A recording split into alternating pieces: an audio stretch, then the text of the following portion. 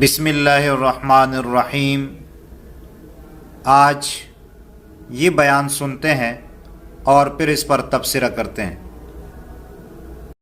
امام الانبیاء محبوب کبریا حضرت محمد مصطفیٰ صلی اللہ تعالی علیہ وسلم کا مرض اتنا شدت اختیار کر گیا، بے ہوشی شروع ہو گئی۔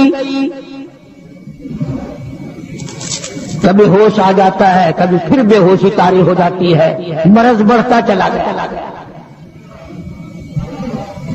ایک روز نماز کا وقت آیا، جناب مدنی کریم صلی اللہ تعالی علیہ وسلم کے دیوانے، حضور کے پروانے، حضور کی شجاعی، حضور کے اوپر جان مال قربان کرنے والے، اولاد قربان کرنے والے، ساری زندگی قربان کرنے والے صحابہ کرام مسجد میں حیران ہے، آج نماز کیسے پڑھیں گے، سرکار موجود نہیں۔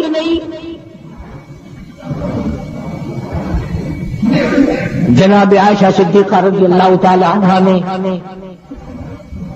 جناب فاطمہ الزہرا رضی اللہ تعالی عنہا دونوں پریشان ہیں کہ مرض بڑھ گیا ہے، تکلیف زیادہ ہے۔ ہوش آئی آپ کو، فرمایا اصل الناس، کیا لوگوں نے نماز پڑھی؟ فرمایا قالوا لا بل ينتظرون، نہیں پڑھی بلکہ آپ کا انتظار ہو رہا ہے۔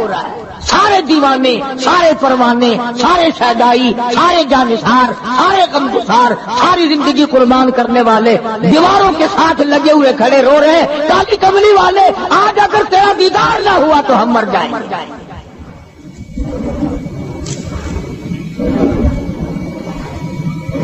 فرمایا مری ابا بکر ان یصلی الناس،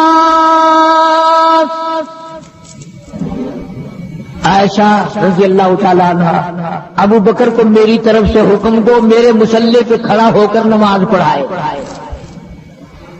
میرے مصلی پہ کھڑے ہو کر نماز پڑھائے۔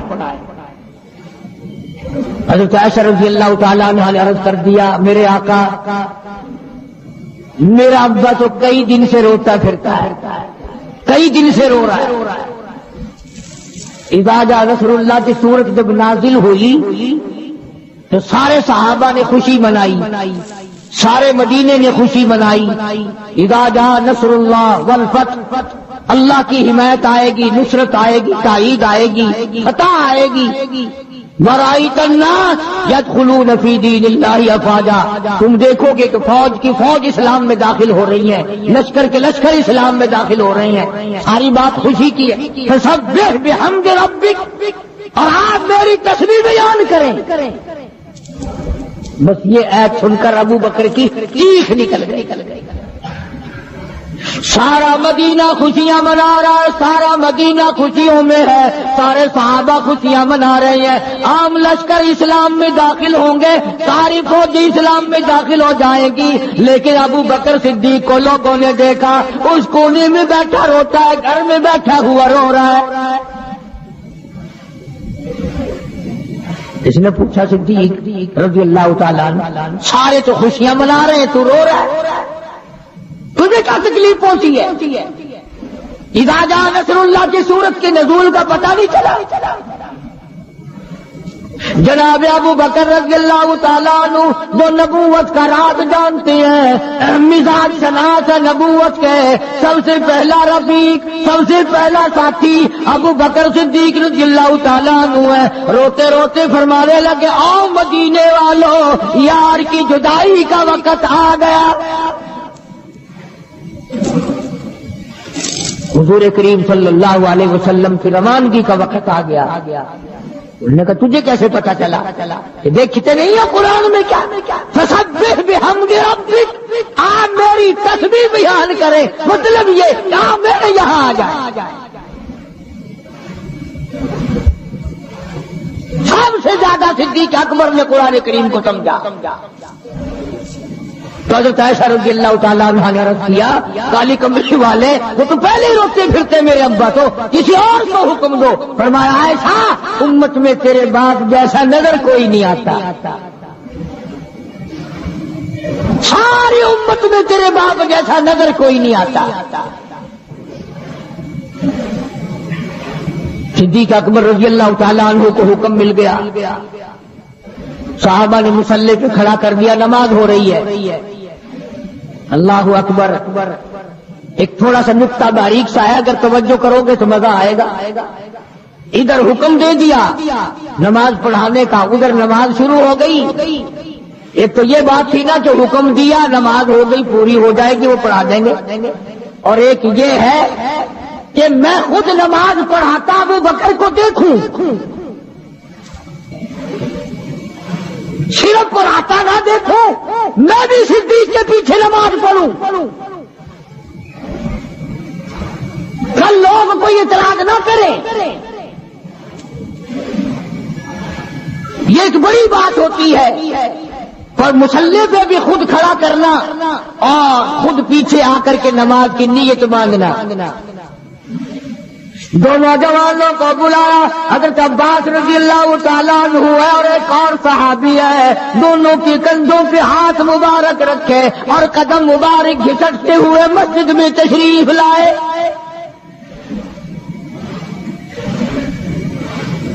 آپ اور میں تو تھوڑی سی تکلیف ہو جائے، سب سے پہلا نزلہ نماز پہ پڑتا ہے، کھانا اچھا ہو جائے گا، ڈاکٹروں کا خرچ بڑھ جائے گا،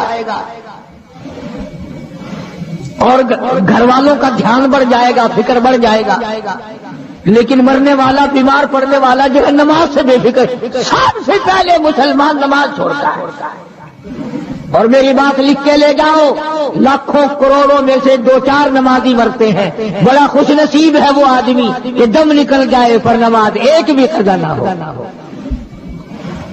آخری وقت تک جس کی نماز قضا نہ ہو۔ حضور کریم صلی اللہ تعالی علیہ وسلم نے پیچھے آ کر کے نیت باندھ لی۔ ابو بکر کو احساس ہو گیا، پتہ چل گیا کہ صدیق اکبر کو معلوم ہو گیا، حضور میرے پیچھے تشریف لے آئے، نماز میں شامل ہو گئے۔ ابو بکر پیچھے ہٹنے لگے، مصلی چھوڑنے لگے۔ آپ نے فرمایا الزم مکانک، ٹھہرا رو وہی جہاں میں نے تجھے کھڑا کر دیا۔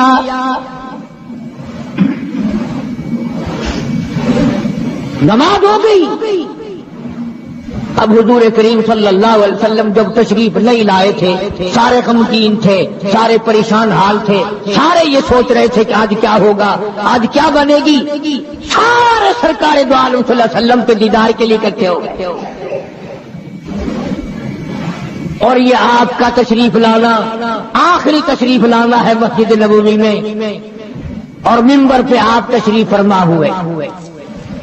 آپ نے اسی خطبے کی پھر بعض الفاظوں کو، بعض احکامات کو دوہرایا، اور لوگوں نماز کا خیال کرنا، نماز کی پابندی کرنا، یتیموں کا خیال کرنا، محتاجوں کی غریب پروری کرنا، اگر اس کے خلاف تم چلو گے میری کوئی ذمہ داری نہیں۔